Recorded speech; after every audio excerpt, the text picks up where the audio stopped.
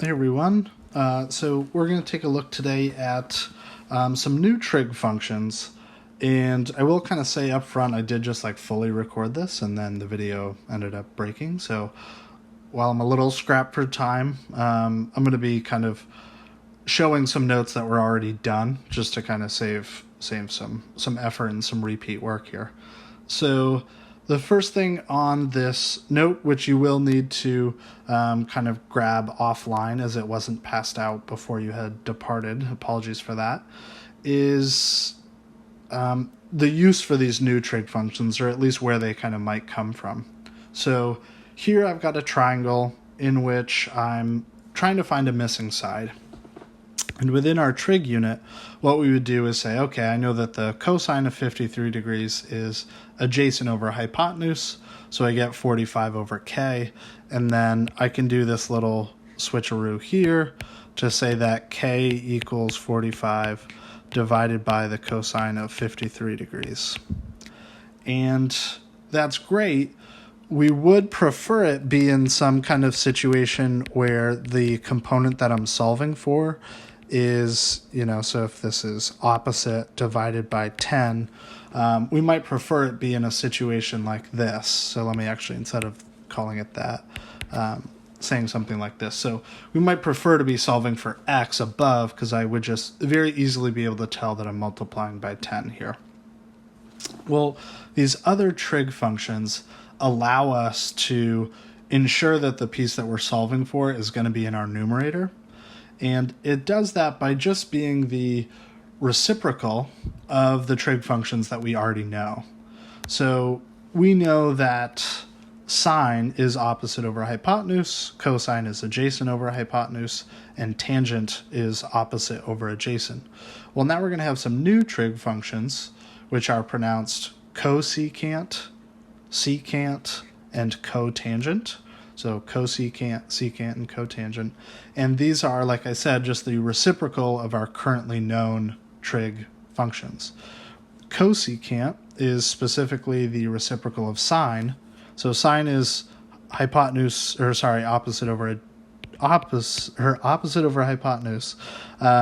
Cosecant is hypotenuse over the opposite. So it's sine, it's just flipped upside down, okay?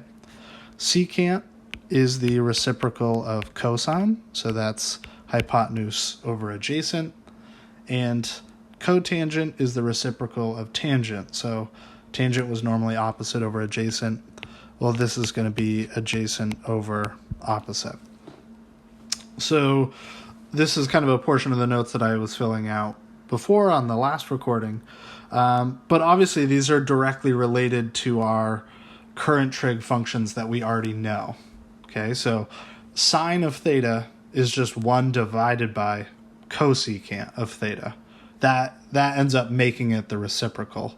I could also say cosecant of theta is 1 over sine of theta. All right, that exists for cosine and secant being reciprocals of one another. And then if I get over to tangent, I know that tangent and cotangent are reciprocals of one another, but I can also know that cotangent of theta is the same thing as cosine of theta divided by sine of theta. And that was because, we had talked about in class and we had looked at on the unit circle that tangent of theta is really just sine of theta divided by cosine of theta. So since these two are reciprocals, I can also just flip those relationships in order to get that. Okay. Today's going to be a fair amount of just practice with those other trig ratios.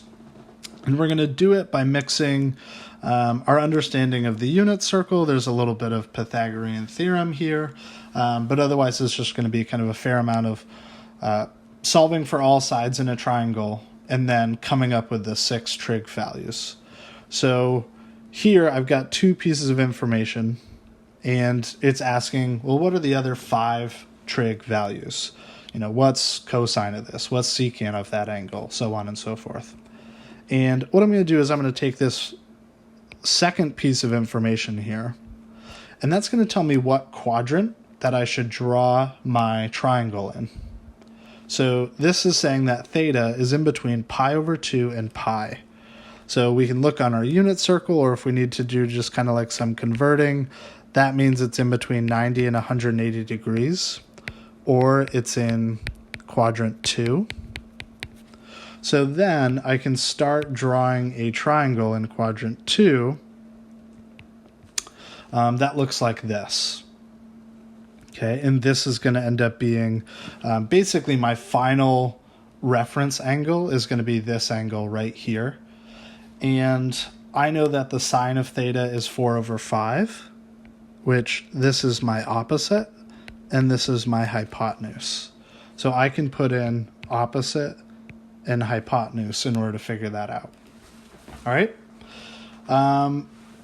I'm pretty close to being able to list out all my 6 trig functions. The only thing that I need is actually this missing side along the x-axis.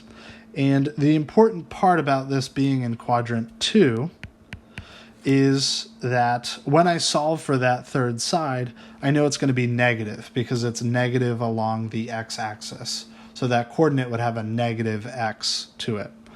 I can solve this. Like I said, you can do Pythagorean theorem. So we know that x squared plus 4 squared equals 5 squared, and then we can solve for x. Or we also can realize that this is a 3, 4, 5 Pythagorean triple. So I can quickly come up with that last side as being -3.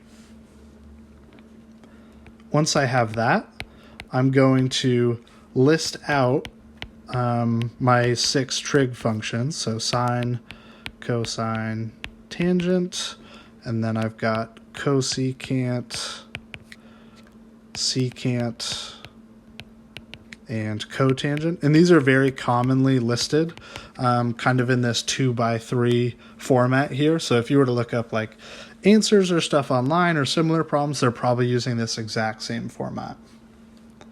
And then I'm just going to use that triangle to come up with all of these values. So sine of theta was actually given to me, so I can say that that's 4/5. Cosecant is the reciprocal, or that's hypotenuse over opposite, so this is going to be 5/4. Cosine of theta is adjacent over hypotenuse, so this is -3/5. Secant of theta is the reciprocal of that, so -5/3.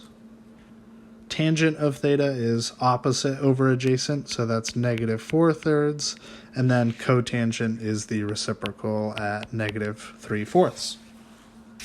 So that is like the primary thing that you're going to be doing today, is taking pieces of information that we know, drawing a triangle and completing it using Pythagorean theorem or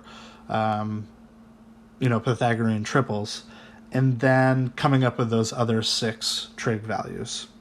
So I'm going to, we can take a look. Let's see. Let's do just kind of this last one here just to get a little bit of a sample for what this might look like.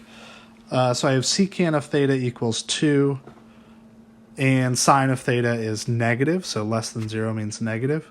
So if I dissect the piece of information that I know, secant of theta is 2, or I can call that 2/1, and secant is hypotenuse over adjacent. So just kind of referencing back above. So I can say that my hypotenuse is 2 and my adjacent is 1. And then sine of theta is negative. I know that sine of theta is negative only in quadrants 3 and quadrants 4.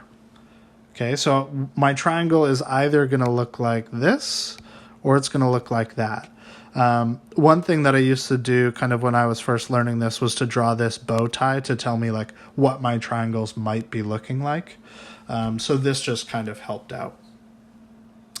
I also know that secant is positive, which means that my hypotenuse and my adjacent, or my x, is also positive. So I actually know that this is in quadrant 4. Okay, so I can, using that pieces of information, I can start drawing this triangle that I have here. Hypotenuse 2, adjacent here. and I need to figure out what that last side is. So I would do that with Pythagorean theorem. There's nothing kind of better than that. So I have 1 squared plus x squared equals 2 squared. This is 1 plus x squared equals 4. If I follow this through, I'm going to end up with x equals the square root of 3. So I'm going to put the square root of 3 here. And using that, I then need to come up with my 6 trig values because I've got my triangle kind of completed at this point. So I'm going to list my 6 trig values up here, so don't confuse it with this problem. I just want some space. So I have sine of theta, cosine of theta, tangent of theta,